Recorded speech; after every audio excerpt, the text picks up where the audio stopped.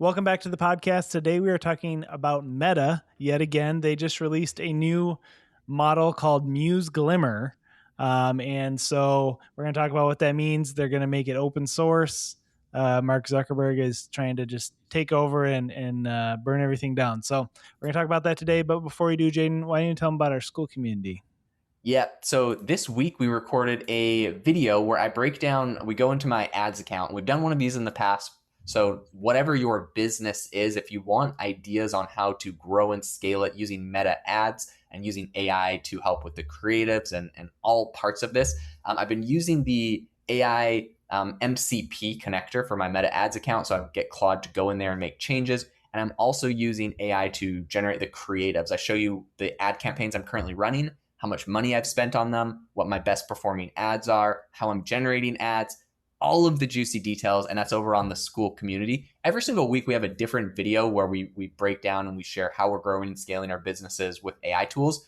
So yeah, this week, if you're interested in using Meta ads, we have videos covering every single software and product and tool out there. But if you're interested in growing and scaling your business with Meta ads, it's absolutely an incredible time, in my opinion. I have never scaled Meta ads before because I always felt like there was like some voodoo in there where like if you just didn't click the right button or you missed something, it was going to burn it to the ground. So you had to pay an ad agency $2,500 a month to run it, and then that eats into your profitability. So I just would kind of go to other channels. But I'm now scaling up Meta ads, and I think it's one of my number one customer acquisition sources for AI blocks. So if you want to see how I've been doing that, what my first $4,000 in ad spend went to, and what my next $40,000 in ad spend will go to or more, go check out that video. It's over on the AI Hustle School community, which is linked below. It's free to join, by the way, for the next few weeks, and then we'll be making it paid again. So if you want to go join, I would go check that out. All right, today we want to talk about what's going on with Meta. There is a lot of drama because Zuckerberg is going scorched earth, as some people are saying, and there's a lot of drama with OpenAI and Anthropic trying to band together against open weight models. Basically, it's a model that you can download onto your own computer and it can run without connection to the internet. And it's not technically open source because they don't give you all the code to recreate it from scratch, literally. So it's not open source, but it is open weight, meaning you can download it as a program and run it on your own computer without having the internet attached to it. You also can attach the internet to it, and it's a little bit more useful. So there's a bunch of different things you can do with this. It's a really impressive. It's a 30 billion parameter model, and they're going to open Muse Spark 1.2. And yeah, Zuckerberg had this whole video post on Instagram I was watching yesterday where he's like, we want super intelligence for all, and it's like our mission. It's kind of like universal basic income is like universal basic super intelligence. I actually love this from Zuck. I feel like they go back and forth over at Meta, and maybe they're just like feeling like they were kind of behind, and so they wanted to go scorched earth and catch up with everybody. I don't know why they do it. I don't know the rhyme or reason. It feels like Llama can be really far behind or Llama can catch up a lot. But I'm really thrilled when they catch up and when they make it open weight. I think it builds a lot of goodwill for everybody. And yeah, I'm stoked about it. But Jamie, what are your thoughts on this? Yeah, I mean, I think this is a really interesting move from Meta. And I've been hearing a lot of, or at least I've been served up a lot of media recently talking about how these open source models could in fact be really detrimental to the entire U.S. economy. This all basically came out after the whole Kimi K3 thing in the past 2 weeks about how if there's an equally as good model, but it's free to use, then people are going to start using it as opposed to paying lots of money for Anthropic or OpenAI.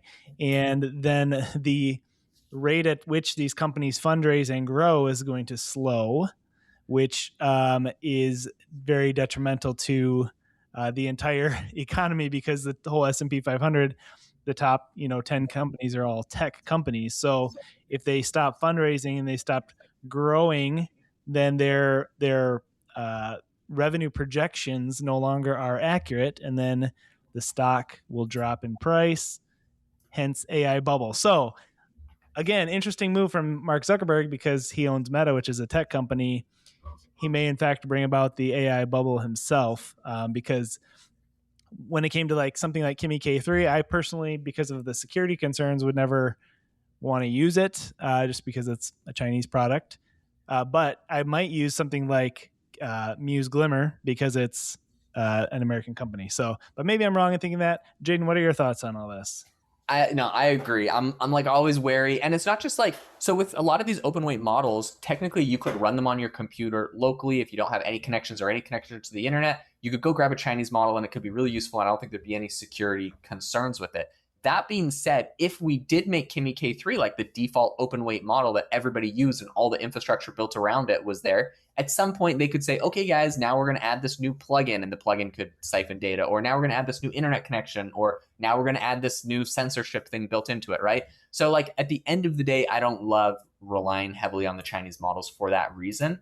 And yeah, I'm really stoked if an American company is going to do that. And like, I know people have their problems with Meta and all that kind of stuff, but at the end of the day, I think this is really cool. This is what Zuckerberg's announcement was. He said, today we're also opening the weights for Muse Glimmer, a great 30 billion parameter dense model that can run locally. So this is the one we've been talking about. And what I'm excited about is it runs on your own computer. Like it's not like you need a server or something really insane to do it. Like you can just run this on your own computer, which honestly, I think for like the apocalypse or something, you know, all the EMP gets shot over America and all our electricity goes out in the doomsdayer scenario.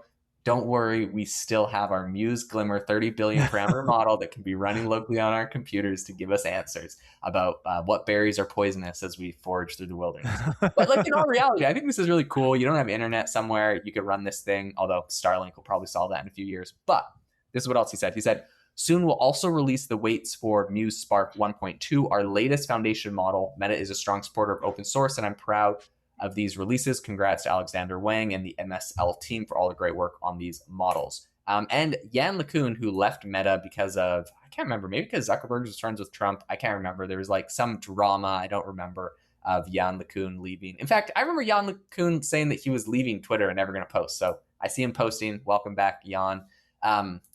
Because he doesn't like Elon, I think. But in any case, this is, I think, an awesome move. I'm really stoked about Zuckerberg making this publicly available. And Muse Spark 1.2, that's their best model, which, like, if you go look at Muse Spark 1.2 in the top benchmarks, it's really competitive. It's like 3 or 4 right now. I mean, it's you know, the new model, and usually when a new model comes out, you'd like it to be number 1.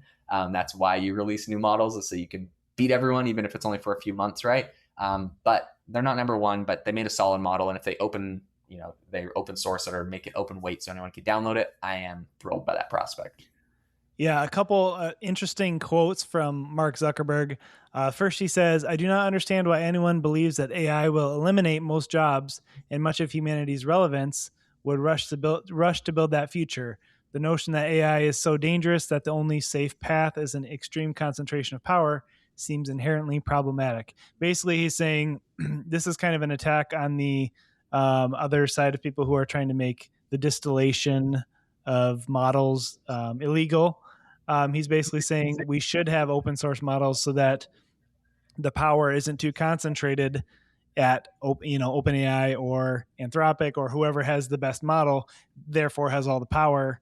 If AI is really that dangerous and poses that much of a threat to our security and economy, then we should have open source models, which I think is a pretty good argument. He seems to be pretty pro distillation. So, Jane, what are your thoughts on that? Yeah, I mean, the people at the top are anti-distillation. The people that are not at the top are pro-distillation because they want to distill the top models to help bring up their own models. So yeah, I think it's definitely a funny situation in Silicon Valley right now. What I will say that is cool though about Muse Glimmer that they're releasing is that it has a 120,000 token context window. I remember when Claude got a 130 token context window and ChatGPT's must have been like 50,000 tokens or something. And I just remember, or maybe 60, and I just remember being like, oh my gosh, Claude is the greatest thing ever. 120,000 token context window is so huge. And now, of course, we're used to like Gemini came out and broke all the models by being the first to, I think, put out the 1 million token context window. Now I think everyone's trying to kind of copy that. But in any case, having a 128,000 token context window for something that's under an Apache 2.0 license, like that's pretty useful. There's a lot of stuff you can do with this. So I'm pretty excited to see how this progresses. I'll be following along. I've always said it from the beginning. I've never been a huge Meta stan, but I like this side of Zuckerberg releasing these open weight models for everyone to use. I think it's incredibly helpful for the whole industry. Yeah, there's a lot of drama in there, but I think at the end of the day, the more AI we can get our hands on and the less concentration of power, the better. So I'm happy to have another player in the race, another competitor. Seems like Meta is trying to step up and get something impressive built. So I'll be definitely supporting that. Guys, thank you so much for tuning into the podcast today. We hope that you enjoyed the episode. If you're looking to grow and scale your business using AI tools, you know where to go. Go check out the AI Hustle School community. It's free, guys, for the next few weeks anyways, and then we'll probably make it paid again. So if you want to get it before we reach 1,000 members in the school community, that's probably when we'll make it paid again. Go join. There's a link in the description. We're so grateful to have all of you as listeners, and we'll catch you all in the next episode.